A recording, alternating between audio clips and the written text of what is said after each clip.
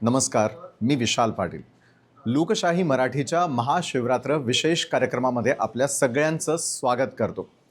महाशिवरात्रीचं मनुष्य जीवनामध्ये खूप अनन्यसाधारण अशा प्रकारचं महत्त्व आहे आणि हेच महत्त्व, त्याचं धार्मिक महात्म्य या सगळ्या गोष्टी जाणून घेण्यासाठी आज आपण आमंत्रित केलेलं आहे. आर्ट ऑफ लिव्हिंगनं ज्यांच्या खांद्यावरती आध्यात्मिक प्रचार प्रसाराची आणि योग साधना सर्वसामान्यांपर्यंत पोहोचवण्याची जबाबदारी दिलेली आहे, ते ऋषी देवव्रत यांना. ऋषी देवव्रतजी, आमच्या लोकशाही मराठीच्या या विशेष कार्यक्रमामध्ये आपलं खूप खूप स्वागत करतो.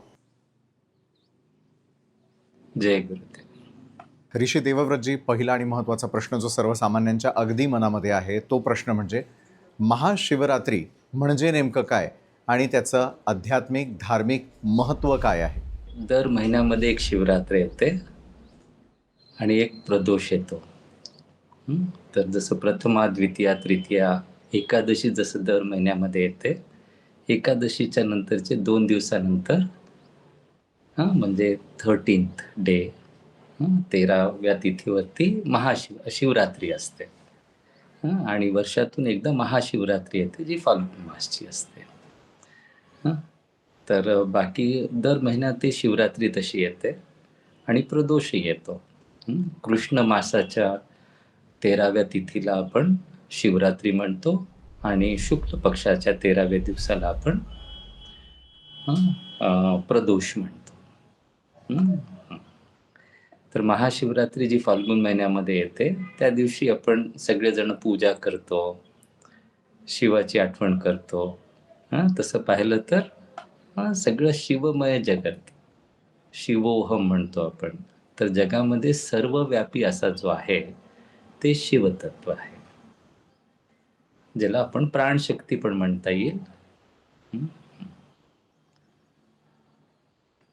ठीक आहे. तर त्याची आराधना आपण शिवरात्रीच्या दिवशी त्याचं जास्त प्रत्यय येतो. असंही म्हणलं जातं की महाशिवरात्रीच्या दिवशी त्याचं पार्वती आईचं आणि शिवजीचं लग्न झालं, अशी एक दंतकथा आहे. बरं, महाशिवरात्री का साजरी केली जात असते? त्याचं धार्मिक महत्त्व देखील तेवढंच आहे का, की त्यामुळे महाशिवरात्री ही प्रत्येकानं सेलिब्रेट करावी किंवा ती साजरी करावी? काय नेमकी कारणं आहे यामागची?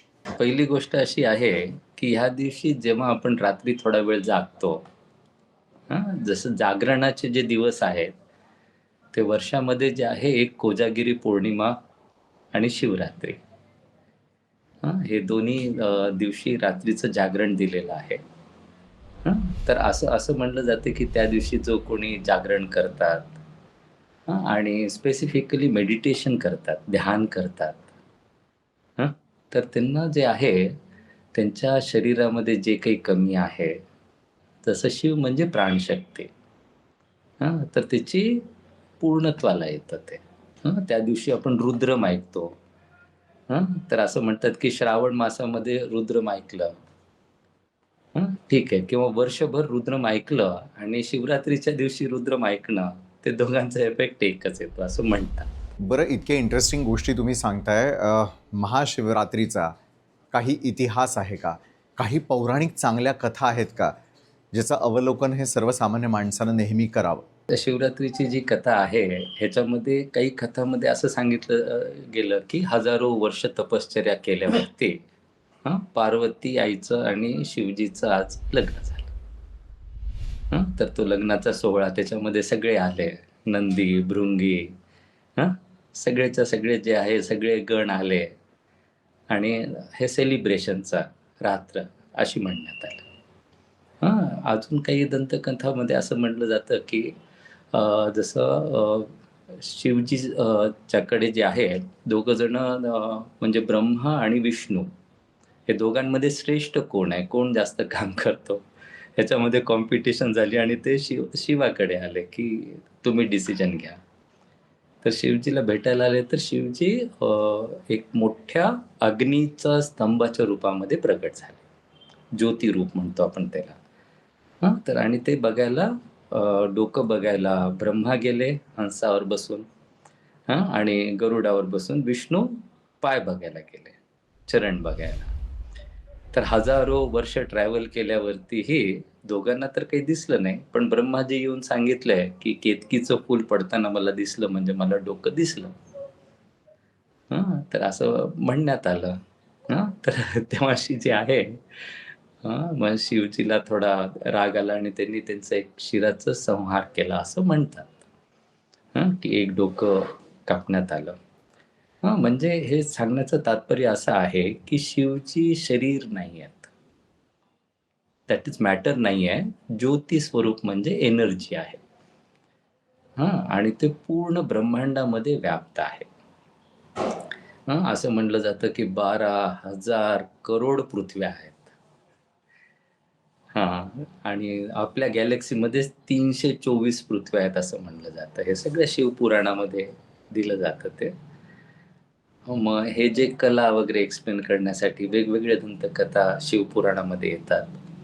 पण सगळ्याचं सांगण्याचं तात्पर्य एवढंच आहे की मॅटर आणि एनर्जी हे दोन्हीच्या मिश्रणाने आपलं शरीर तयार झालेलं आहे. तर ह्याला आपण म्हणतो की जे निराकार आहे हे ह्या शरीराला चालवतं आणि आकार जे आहे हे शरीर आहे. जसं आता शरीर सगळ्यांचं सारखंच आहे, लेबर पासून ते प्राईम मिनिस्टर पर्यंत. आणि जेवणही तेच आहे. तुम्ही बघा, तुम्ही जेवणाव्यतिरिक्त दुसरं काही सोनं चांदी खाऊ शकता का? नाही खाऊ शकत. मग प्राईम मिनिस्टर झाले किंवा कोणी जरी झालं तरी, कसं झालं तरी जेवण तेच आहे, हवा तीच आहे, पाणी तीच आहे, रॉ मटेरियल सेम आहे आणि हार्डवेअर हेच आहे. मग त्याचं जे डिफरन्स कुठे आहे सॉफ्टवेअरमध्ये, त्याला आपण म्हणतो मन, बुद्धी, चित्त, अहंकार आणि आत्मा. तर जी प्राणशक्ती आहे. म्हणून शिवजीच्या आपलं मानस पूजेमध्ये तुम्हाला कळेल ते की हे म्हणतो आपण, पूजा ते विषयोपभोग रचना निद्रा समाधी स्थिती. म्हणजे मी काही जेवतोय, हे करतोय, ते भोग आहे शिवजीचा, आणि मी जेव्हा झोपतो ती शिवजीची आहे. प्राणा हे म्हणतो ना, गिरिजा मती सहचरा प्राणा शरीरम गृह.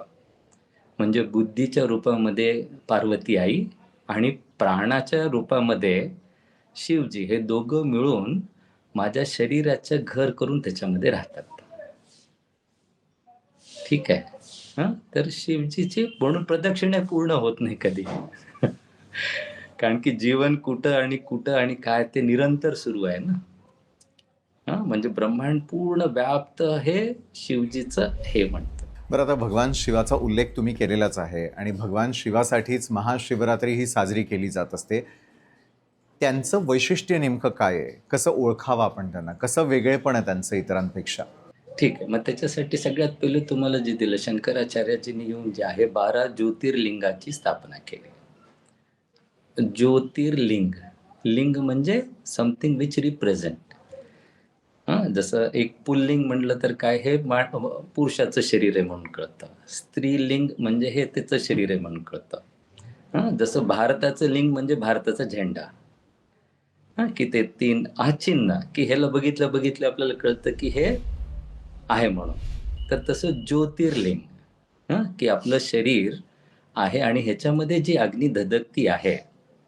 जसं ऑक्सिजन संपलं तर दिवा पण विझतो आणि आपलं आपणही विझून जातो. बरोबर आहे का नाही? तर ते मध्ये जी प्राणशक्ती आहे ती दिव्याच्या रूपामध्ये आहे. तर तो जो दिवा जागृत आहे दाखवण्याचे 12 तुम्हाला दिसतात.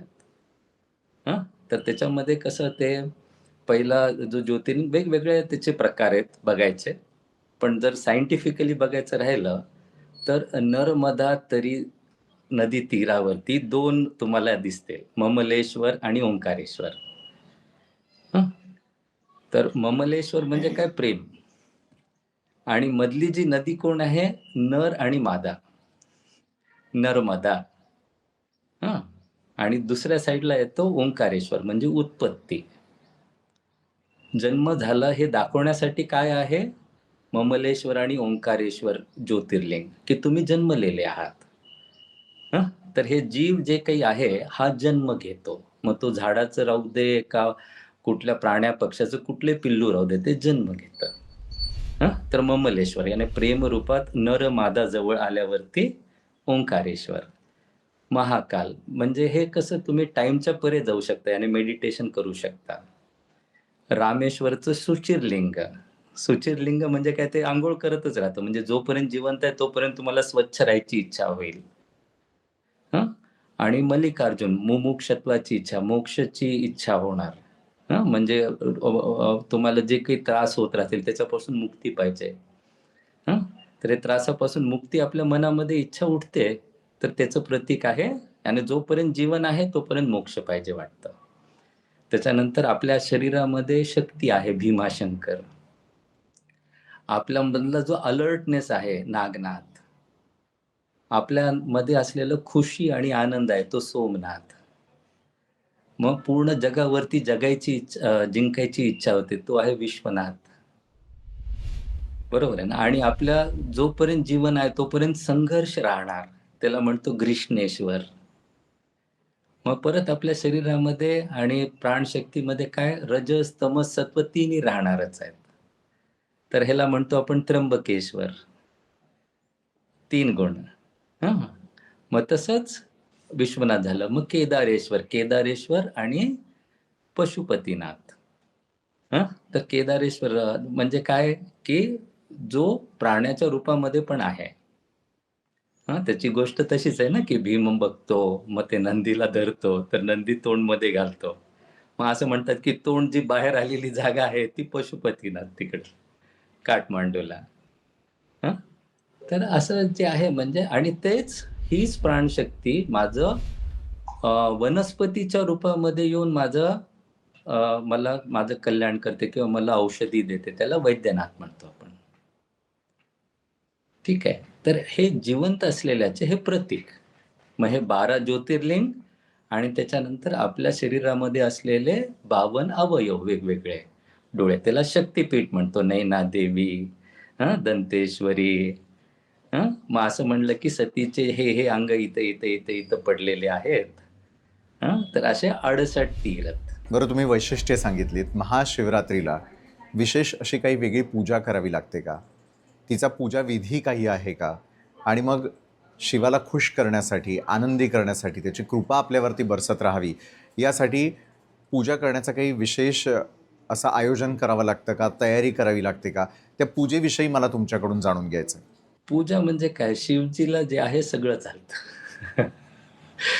शिव हा एक असा आहे, प्राणशक्ती जी आपल्यामध्ये आहे, ह्याला म्हणतो आपण चांडाळातला चांडाळ किंवा शूद्रातला शूद्रदेव. शूद्र म्हणजे काय हे पहिले तुम्हाला समजून घ्यायला पाहिजे. शूद्र म्हणजे अहंकार रहित. जसं आपल्या घरामध्ये जे आहे, बाबाला तुम्ही म्हणू शकता क्षत्रिय, घराचं रक्षण करतात. आईला तुम्ही म्हणू शकता ब्राह्मण, जी सगळं प्लॅनिंग करते घराची. आणि जो टीनेजवाला जो मुलगा आहे त्याला तुम्ही बघा, 10वी परीक्षा देतो, मला सायकल दिलं तर मी फर्स्ट येतो म्हणतो तो. तर हे झाले वैश्य गुण. आणि सगळ्यात लाडका जो प्रेमळ असतो, तो असतो घरातला छुटकू-फुटकू. जो 8 वर्षाचा खालचा आहे. तो आईच्या मागे पण पळतो, बाबाच्या मागे पण पळतो, जो पाहिजे तिथं पळतो. त्याचं असं काही अस्तित्व नाहीये. तर ज्याला सगळ्यात जास्त प्रेमळ आहे तो आहे शूद्र. शूद्र म्हणजे ज्याच्यामध्ये अहंकार लेश मात्र पण नाहीये. तर शिवजीला तुम्ही चांगलं म्हणा किंवा वाईट म्हणा, तो तुझी मदत करत राहणार. तू प्राणशक्तीला तू चांगलं म्हण किंवा वाईट म्हण. जसं हवा तुझ्या नाकामध्ये घुसणारच, सूर्य तुला प्रकाश देणारच. तुझा हार्ट रेट आणि तू शिवजीला शिवा दिलं तरी अरे चालवणारा तोच आहे. अशी शक्ती जी पूर्ण जगाला सुंदर करते, पंचमहाभूताला, ते शिव आहे. तर ते शिवजीला काहीही चालतं. शिवजीला म्हणून म्हणतं की थोडं पाणी जरी वाहिलं तरी खुश होऊन जातो तो. त्याला एक बेलाचं पान दिलं तो खुश होऊन जातो. एक फूल दिलं, त्याला काटे दिले तरी खुश होतो. म्हणून शिवजीची जी कहाणी आहे, की जगाला वाचवण्यासाठी जेव्हा समुद्र मंथन झालं, अमृत काढण्यासाठी, तर येऊन विष पिणारा तोच आहे ना. बरं, सर्वसाधारणपणे महाशिवरात्रीला प्रत्येकजण सांगते की आपण उपवास करायला हवा, पूजाविधी करायला हवी. मात्र महाशिवरात्रीला केलेला उपवास किती महत्त्वाचा आहे? त्याचं आध्यात्मिक काही महत्त्व आहे का या उपवासाचं? आता ह्याच्यामध्ये जे आहे उप आणि वास. वास म्हणजे राहा. उप म्हणजे त्याच्या आठवणीमध्ये राहा. तुमच्यामध्ये जितकं ग्रेटफुलनेस राहतं, म्हणजे जेवढं धन्यभागी होतात त्याला पूजा म्हणतो आपण. जसं आपण सूर्याला थँक म्हणलं, ती त्याची पूजा झाली. जेव्हा तुम्ही कुठल्या झाडाला धन्यवाद म्हणलं, त्याची पूजा झाली. तर आता शिवजीची पूजा म्हणजे काय, की ही प्राणशक्ती आहे, माझं शरीर पण चालवते, सगळं जग चालवते आहे. त्याच्यासाठी मी जर धन्यभागी झालो तर मला आशीर्वाद जास्त मिळतात. मग ते धन्यभागी होण्यासाठी काय, त्याचा मला आठवण करायची आहे. तर त्याची आठवण करायची आहे म्हणलं तर त्याच्या सान्निध्यात मला राहायचं आहे. तर होता होता असं म्हणण्यात आलं, की मी जेवणही विसरलो, पाणीही प्यायचं विसरलो, सगळं विसरून गेलो आणि तुझ्या प्रेमामध्ये पडलो. की देवाच्या प्रेमामध्ये तुम्ही जेव्हा पडता ती एक स्थिती आहे उपवासाची. उपवास म्हणजे त्याच्या सान्निध्यामध्ये राहायचे. मग होता ही प्रथा अशी झाली, की मी जेवलं नाही, मग जाडून बसून मी न जेवता बसलेलं आहे. भूक भरपूर लागली आहे, तरी तपस्या करत बसलेलो आहे. मग तिथं शिवजीची आठवण कुठे येणार तुम्हाला? म्हणून कसं आहे, युक्त आहार विहार. मग त्याच्यामध्ये काय करायचंय, असंच गरजेचं नाहीये, की कोणी दुसरा निर्जला करत असेल. हो, तो ताण-भूक विसरला शिवजीच्या प्रेमामध्ये. शिवजीवर प्रेम करणं जास्त गरजेचं आहे. उपवास म्हणजे त्याच्या बाजूला त्याचा वास आपल्याला आणि यू फील हिज प्रेझेन्स. तर फीलिंग ऑफ हिज प्रेझेन्स म्हणजे काय? अरे, तुम्हाला सूट होत असेल, तर थोडं-थोडं जेवा. म्हणजे उगीचच तुम्ही भरपूर भरपेट वेडं-वाकडं जेवलं, तर तुम्ही झोपून जाल. म्हणून ते उपवासाचं जो महत्त्व आहे, तो उपवास म्हटलं तर कसं फळ खा, फुलं खा. हं, थोडेसे लाईट लाईट जेवा आणि त्याची आठवण करा. बरं, महाशिवरात्रीला सर्वसाधारणपणे सांगितलं जातं की आजची रात्र आपल्याला जागवायची आहे. महाशिवरात्रीला जागरणाचं महत्त्व काय आहे? जागरण करण्यासाठी जी आहे, आता त्याच्यामध्ये अजून एक म्हणजे त्याच्यामध्ये अजून एक कथा पण आहे. पण हे आता जे आहे, जगाचं सिक्रेट आहे. हं. क्योंकि तो प्रदोष म्हणतो 13व्या दिवशी जो प्रदोष आहे, हं, तो 13व्या दिवशी जो शुक्ल पक्षाचा प्रदोष म्हणतो आणि कृष्ण पक्षाच्या याला शिवरात्री म्हणतो. तर असं म्हणलं जातं, की त्या दिवशी जी आहे, जसं संभोग वगैरे करणं अव्हॉइड करायला पाहिजे. कारण की त्याचा दोष लागतो. म्हणजे तुम्ही कुठल्या छोट्या-छोट्या गोष्टीमध्ये जर अडकून पडलेला राहिला, तर शिवजीचं दर्शन होणार नाही. ही एक कथा आहे. आणि दुसरं म्हणजे इंद्रिय सुखामध्ये अडकून नाही राहायचं. म्हणून जेवणही नाही आणि जागरण. जागरण ह्याच्यासाठी सांगितलेलं आहे, की आपण इंद्रिय सुखामध्ये पडलेले नाही राहायचे त्या दिवशी. हं, की रिस्पेक्ट टू द शिवा. अजून त्याचं दुसरं गर्भाधान संस्कारमध्ये जर तुम्ही पाहिलं, तर असं पाळण्यात आलेलं की त्या दिवशी गर्भाची उत्पत्ती होते, हं, ते गर्भ निगेटिव्हिटी साईडला राहतात.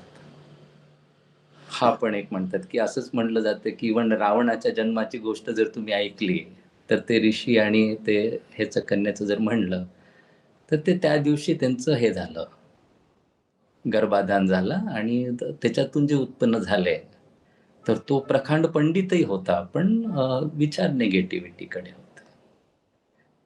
R you getting it? तर आपल्या घरामधले सगळं शुद्धीकरण राहायला पाहिजे. समाजामध्ये सगळे चांगले लोकांची आपली उत्पत्ती राहायला पाहिजे. तो एक एक रिझन आहे. भगवान शंकर, ज्याला आपण शिव असं म्हणतो, त्या संदर्भातले काही स्तोत्र असतील किंवा मंत्र उच्चारण असतील, त्याचा आपल्या आयुष्यावरती काय परिणाम होतो? मंत्रोच्चार करणं किती गरजेचं आहे? असा कुठला मंत्र आहे जो म्हटल्यानं महाशिवरात्रीचं सर्वाधिक जे बळ आहे किंवा त्याचं आध्यात्मिक महत्त्व जे आहे ते मी प्राप्त करू शकेन, आमचे प्रेक्षक प्राप्त करू शकतील? तर जसं आपलं शरीरामध्ये पंचमहाभूत आहेत. सगळ्या सृष्टीमध्ये पंचमहाभूत आहे. तर ओम नमः शिवाय हा जो जप आहे, हा सर्वश्रेष्ठ पंचाक्षरी मंत्र सांगण्यात आलेला आहे. तर हा जो मंत्र आहे, तुम्ही सुचिरभूत होऊन थोडं भस्म धारण करून जर ह्याचं जर तुम्ही थोडा वेळ जरी म्हणले तरी शिवजी प्रसन्न होतात. आणि शिवरात्रीच्या दिवशी तुम्ही एकदा जरी म्हणला तर त्याचा हजारो पटीने इफेक्ट आहे. तर शिवरात्रीचा महिमा तोच आहे की एकदा जरी तुम्ही ओम नमः शिवाय म्हणाले तरी बाकीच्या दिवसामध्ये तुम्ही 1008 वेळेला म्हणल्याशिवाय एवढा त्याचा इफेक्ट राहील, किंवा 10,008 वेळेला, असे वेगवेगळे म्हणतात ते. पण त्याचा इफेक्ट जास्त येतो जेव्हा शिवरात्रीच्या दिवशी तुम्ही ओम नमः शिवाय चॅन्टिंग करता. आणि जगाचं जे व्हायब्रेशन आहे त्याला आपण रुद्रम म्हणतो. तर ते रुद्रम चॅन्टिंग जी आहे ते पठण करायची गरज नाहीये, ती ऐका. ज्यांनी पठण करत असतील, ज्यांना व्यवस्थित येतं, त्याचे उच्चार वगैरे त्यांना करू द्या आणि तुम्ही त्याचं फक्त ऐकलं तरी त्याचा 1000 पटीने इफेक्ट होईल. तर ओम नमः शिवाय चॅन्टिंग आहे, आणि रुद्रमची चॅन्टिंग आहे, आणि त्याच्या व्यतिरिक्त तुम्हाला अजून काही महामृत्युंजय वगैरे वगैरे मंत्र वगैरे जरी म्हणलं तरी चालतं. पण ओम नमः शिवाय प्रीडॉमिनंट या दिवशीचा जो मंत्र आहे, तो तुमच्या जीवनामध्ये कुंडली दोष म्हणतात, वास्तू दोष म्हणतात घरामध्ये, हे सगळे दोषाचं निवारण करण्यासाठी पंचमहाभूताचं बॅलन्स होतं. जसं आपण सायंटिफिकली जर पाहिलं तर जसं MRI काढून बघतो आपण आपल्या शरीराचं वगैरे. MRI काढलं म्हणजे काय, सिटी स्कॅन केलं म्हणजे काय, तर कुठल्या कुठल्या भागावर असं लाल लाल दिसतं, निळं निळं दिसतं, म्हणजे ते पंचमहाभूतच बघतं ते. तर जिथेही इम्बॅलन्स झालेला आहे त्याला रेझोनन्स मध्ये आणायचं. जसं आपण लहान असताना फोर्क घेतलं आणि 2 फोर्क एका बाजूला एक लावलं, एक हे करून, तर काय दोन्ही रेझोनन्स मध्ये जातात ना. तर हे मंत्राच्या रेझोनन्स मध्ये तुम्ही जाता तर पूर्ण शरीराचे विकार आणि सराउंडिंगचे विकार नाहीसे होतात. बरं, भारतातल्या काही प्राचीन शिवमंदिरांबद्दल आम्हाला तुम्ही माहिती देऊ शकाल का? बरं, फक्त भारत देशामध्ये नव्हे, संपूर्ण जगभरामध्ये महाशिवरात्री सेलिब्रेट केली जात असते का? त्याविषयी मला जाणून घ्यायचं आहे. फार कुतूहल आहे आम्हाला याचं. आता शिवचं जे शिवलिंग जे आहे तुम्हाला जगात सगळीकडे सापडतील. पण काही कारणास्तव जे आहे तिथले काही धर्म परिवर्तन झालं किंवा काय झालं, जसं अंगकुरवट कंबोडियामध्ये वगैरे आहे. तिथं नदीमध्ये हजारो शिवलिंग तुम्हाला दिसतील. जर्मनीमध्ये पण भरपूर ठिकाणी दिसतात, पेरू, बोलिव्हिया, इवन कॅलिफोर्निया साईडला वगैरे पण. इवन बालीला तुम्ही जाता इंडोनेशियामध्ये तर प्रत्येक घरावरती हे गणपतीचं चित्र आहे, गणपतीचं हे केलेलं आहे बालीमध्ये, आणि मोठे मोठे देऊळ आहेत, पण तिथल्या लोकांना माहिती नाही की काय करायचं तिथं. ठीक आहे, पण आता हे म्हणण्याच्या ऐवजी हे बघा की भारतवर्ष जुन्या काळामध्ये जे आहे पूर्ण जगालाच भारतवर्ष जम्बूद्वीप म्हणलं जायचं. म्हणजे भारतवर्ष असं म्हणतं, कंधार जे आहे ते गांधारीचं गाव आहे, असं म्हणलं जातं.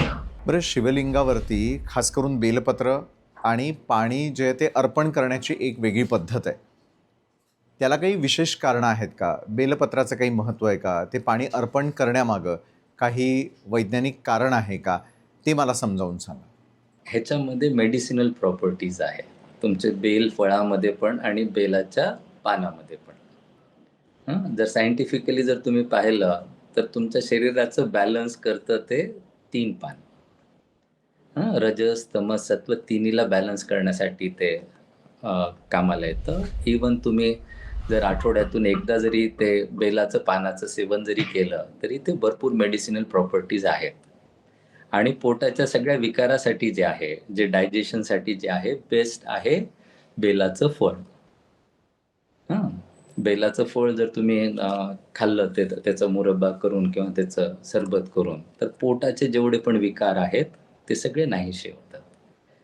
तर प्राणशक्तीला अनुसंधान जे काही आहे ते तिथं अर्पण केलं जातं. पण त्याच्यासाठी असं नाही की शिवजीला आपण धतुरा पण वाहतो काटे पण वाहतो, ते सगळं खायची गरज नाही. कारण की शिवजीला विषय चालतं. बरं, तुमचा आणि माझा आवडता विषय, त्याविषयी मला खरं तर तुमच्याशी बोलायचं आहे. योग साधना करणं किंवा ध्यानधारणा करणं महाशिवरात्रीच्या दिवशी त्याचं काही विशेष महत्त्व आहे का? म्हणजे त्या रात्री जर आपण योग केला किंवा ध्यानधारणा केली तर त्याचे काही विशेष गुण आपल्याला प्राप्त होतात का? त्यातून आपल्याला काही मिळतं का? की ह्या दिवशी जेव्हा आपण ध्यान करतो, जे हजारो वर्षापासून आपण प्रयत्न करतो की अहंकाराला पार करायचं आहे, ज्याला आपण शिवतत्वामध्ये जायचं वगैरे म्हणतो. तर हा दिवस, जी रात्रीची वेळ आहे, दॅट इज, त्याचा मुहूर्तच असा आहे की तुम्ही बसल्या बसल्या ध्यानामध्ये डीप जाऊ शकता.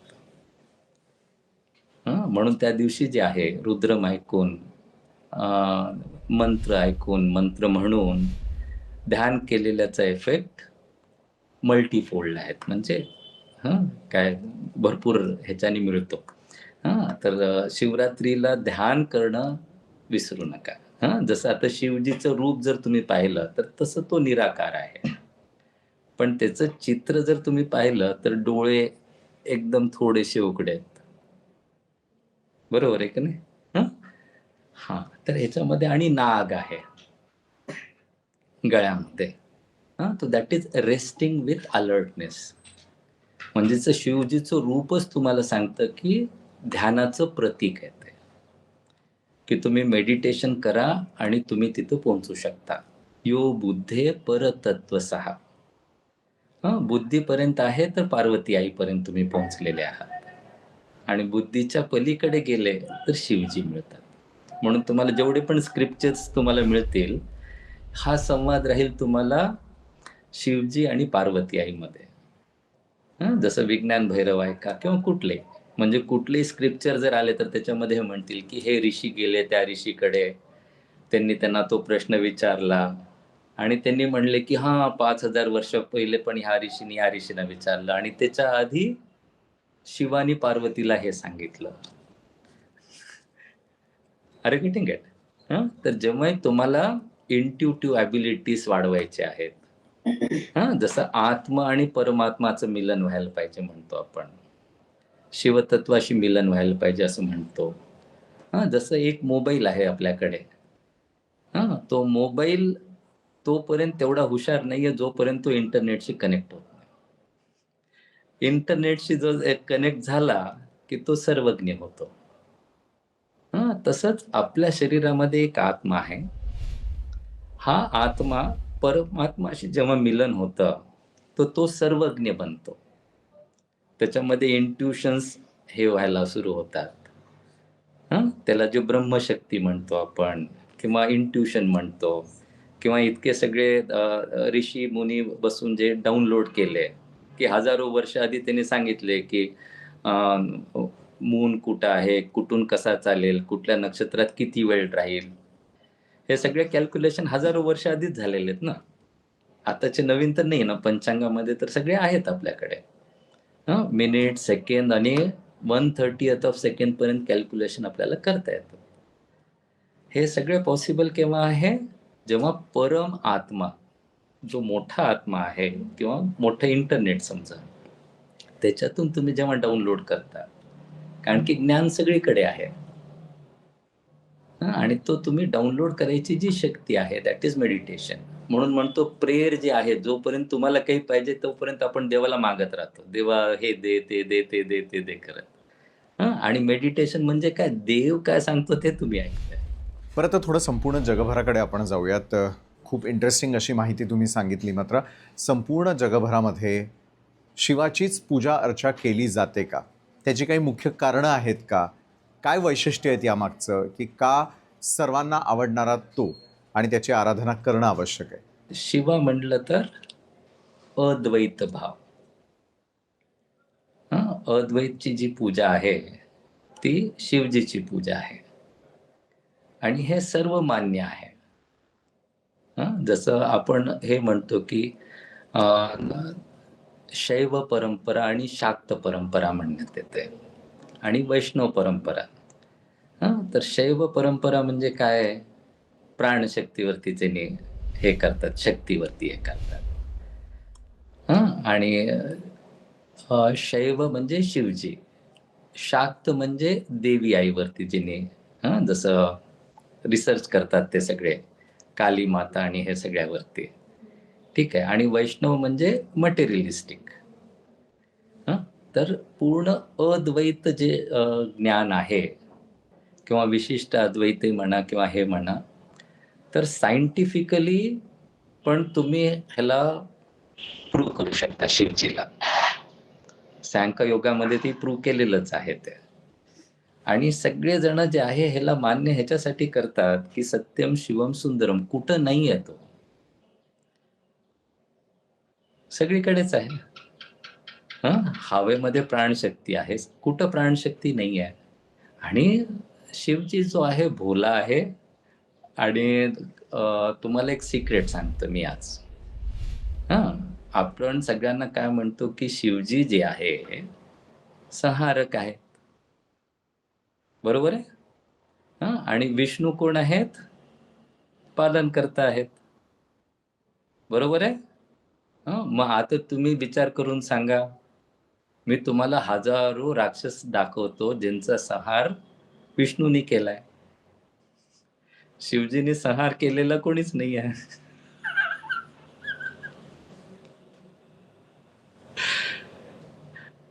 ठीक आहे? तर शिवजी एक प्रेमाचं रूप आहे. शिवजी एकदम कोमल आहे. पण त्याची जसं भीती दाखवून ठेवतात लोकांमध्ये, तसं "अरे, ते शिवजी संहारक आहे, जवळ जाऊ नको." का? कारण की तो शक्ती कोणालाही देतो. That is the pure science. नक्कीच ऋषी देवव्रतजी, महाशिवरात्र म्हणजे काय, तो शिव म्हणजे काय आहे, त्याची वैशिष्ट्य काय आहेत आणि का साजरी करावी महाशिवरात्र, वेळात वेळ काढून तुम्ही आमच्या लोकशाही मराठीच्या सर्व प्रेक्षकांना महाशिवरात्रीच्या निमित्तानं इतकी महत्त्वपूर्ण माहिती सांगितली, त्यासाठी मनापासून धन्यवाद. Thank you so much. तर ऋषी देवव्रत यांनी आपल्याला खूप महत्त्वपूर्ण माहिती दिली महाशिवरात्रीच्या निमित्तानं. त्यांचे तर विशेष आभार आपण मानलेले आहेतच. मात्र लोकशाही मराठी सातत्यानं विविध विषयांवरती तुमच्याशी संवाद साधण्याचा प्रयत्न करत असते. आज तो संवाद साधण्याचं मुख्य कारण होतं ती म्हणजे महाशिवरात्री. आणि महाशिवरात्रीचं इतकं आध्यात्मिक नॉलेज घेतल्यानंतर, महत्त्व जाणून घेतल्यानंतर निश्चितच लोकशाही मराठीच्या आमच्या सोशल मीडियाला लाईक, शेअर आणि सबस्क्राईब करायला विसरू नका. आजच्या विशेष कार्यक्रमात वेळ झालेली इथंच थांबण्याची. धन्यवाद.